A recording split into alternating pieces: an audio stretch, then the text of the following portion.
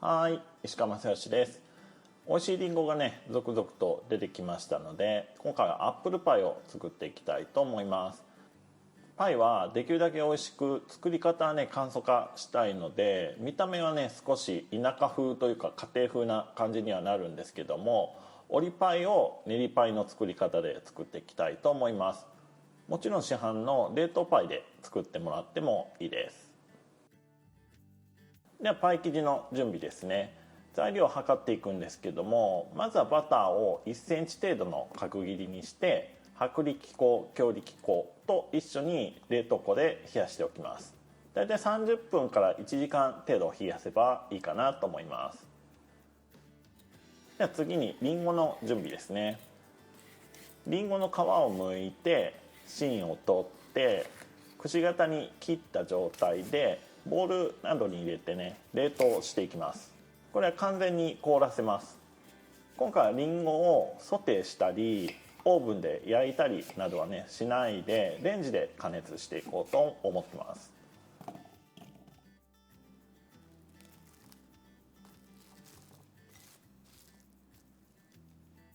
ではパイ生地を作っていきます。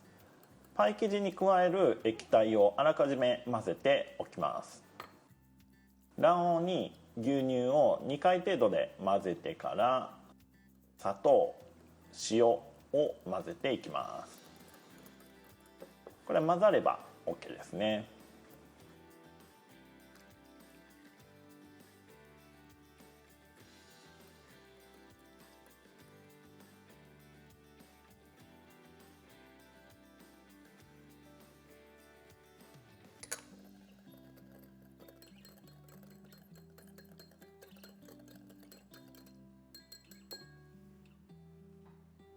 でカチカチに凍ったバターと薄力粉、強力粉をフープロに入れて混ぜていきます。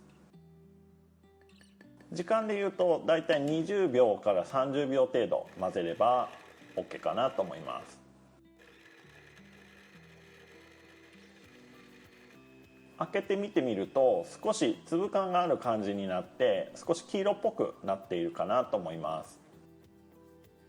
それをボウルに開けて真ん中を少しくぼませて、そこに先ほど混ぜておいた液体を注ぎます。液体に周りの粉をかけてから切るような感覚で混ぜていきます。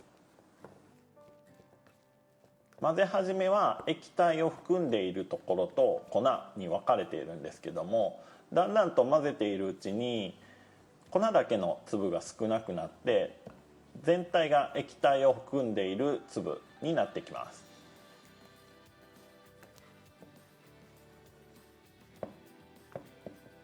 そしたら上から押し固めて半分に割って、その半分をもう片方に乗せて押し固めるということを数回繰り返して全体をまとめていきます。最後に残った粒は寄せ集めたり大きい生地にねくっつけていけばいいです。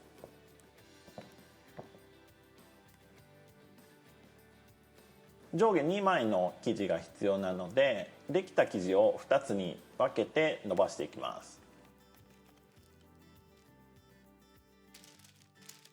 丸く生地を伸ばすには小刻みに生地を回しながら伸ばすといいです。伸ばしているといびつな丸になるかと思うんですけども、生地が足りないところ、もっと生地を集めたいところに向かって綿棒を進ませてあげると丸くなっていきます。厚みはできるだけ薄く、だいたい2ミリぐらいまでは薄くできるかなと思います。で伸ばせたら板などに乗せて冷蔵庫で冷やしていきます。だいたい1時間以上冷やせば十分かなと思います。冷やしてあげるのは生地中のバターを冷やすっていうのと、あと伸ばしたことで焼いた時に縮まる力が加わっているので、冷蔵庫で冷やして時間を置くことでその力をね切ってあげる目的ですね。ではりんごを冷凍庫から取り出して冷凍でカチカチの状態からレンジで加熱していきます。500ワットで25分加熱していきます。ではリンゴの加熱をしている間にアーモンドクリームを作っていきます。室温で柔らかくしたバターに粉糖アーモンドプードルをふるい入れて混ぜます。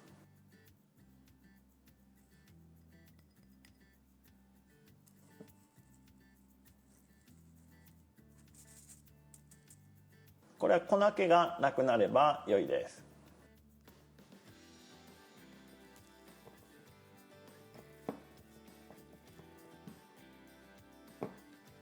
そこに卵を3回程度に分けて混ぜていきます。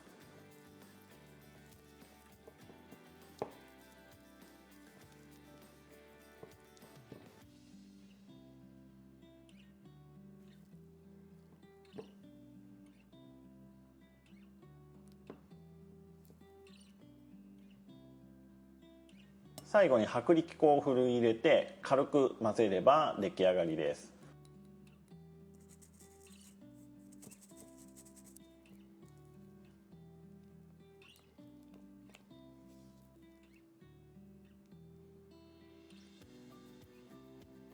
これは絞り袋に入れて室温で保管しておきます。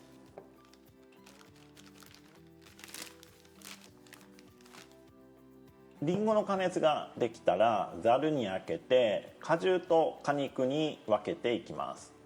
今回は4個分でしているんですけども、りんごの個数が少なければ少し短くしてください。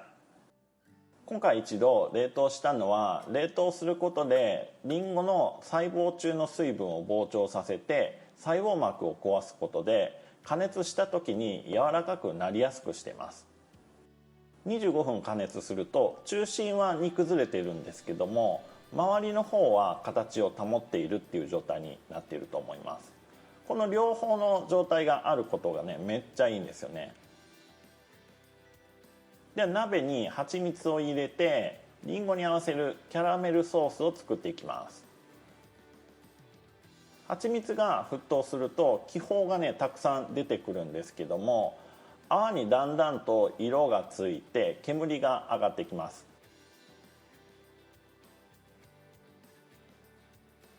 そうなったらバターを加えて、溶けたら先ほどのりんごの果汁を加えて煮詰めていきます。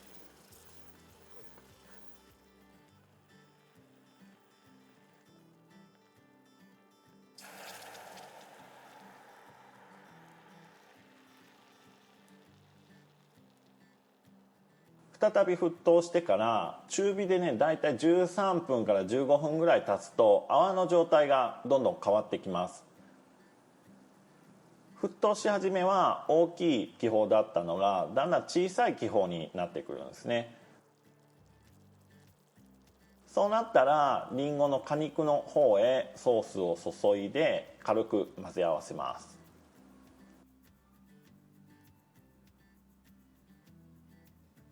あんまり激しくかき混ぜると形が残っている果肉も崩れてしまうので、ムラがある感じでソースが混ざりきらないぐらいでいいです。これもね室温常温まで冷ましていきます。ではパーツを合わせてアップルパイにしていきますね。今回はパイ皿で成形していきます。型がなければベーキングペーパーの上に直接成形しても良いと思います。伸ばして十分に冷やしておいたパイ生地を紙から剥がしてパイ皿よりも少し大きめにカットします。パイ皿なしで成形する場合はもっと大きく作ってもらっても大丈夫です。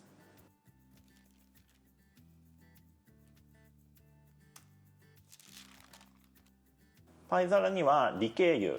型から剥がすための油ですね、それのスプレーを振っておきます。パイ皿に下のパイを置いて角に合わせて敷いていきます。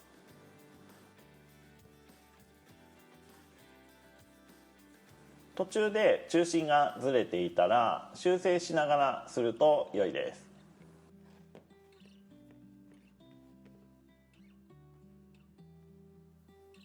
では生地が敷けたら中心にアーモンドクリームを絞っていきます。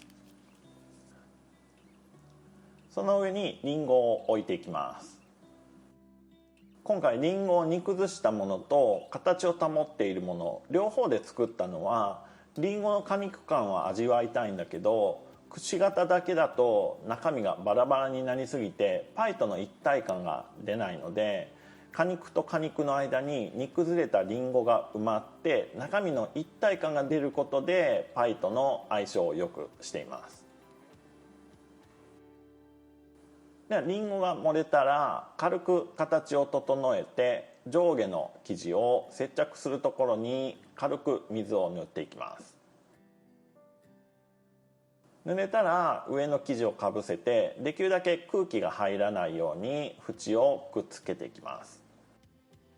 上下の生地を穴が開かない程度に押して強く接着できるようにしていきます。フォークで軽く縁を押して上下の生地をくっつけるようにしてもいいです。で、全体に分量外の全卵を塗って成形は完了ですね。で、焼いていくんですけども、このまますぐ焼くと接着用の水が多くあったりすると、そこが剥がれてそこから中身が出てきたりするので、この状態のまま冷蔵庫で 2,3 時間置いて水を乾かしてから焼くと失敗しにくいです。で、パイの真ん中には空気穴をバッテンの形に開けておきます。オーブンは170度に予熱したオーブンで55分から60分ぐらい、パイが美味しそうに色づけばいいです。こんな感じ、美味しそうに焼きましたね。ではカットしていきますね。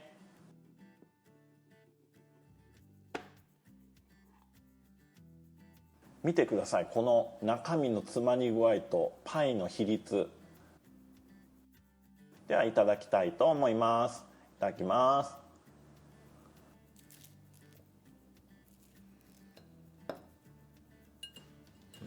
これ持っただけでね、ジューシーさが分かりますね。りんごがね、とろっとろ、めっちゃいいわ。パイもオリパイの配合で作っているのでめっちゃうまいし、またね薄く伸ばしているのでりんごと一緒に口の中でねなくなっていく感じがね最高ですね。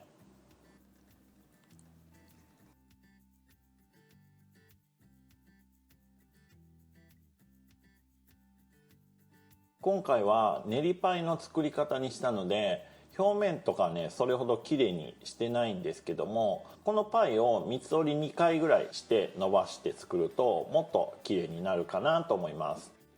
ではまた次の動画でお会いしましょう。石川正義でした。バイバーイ。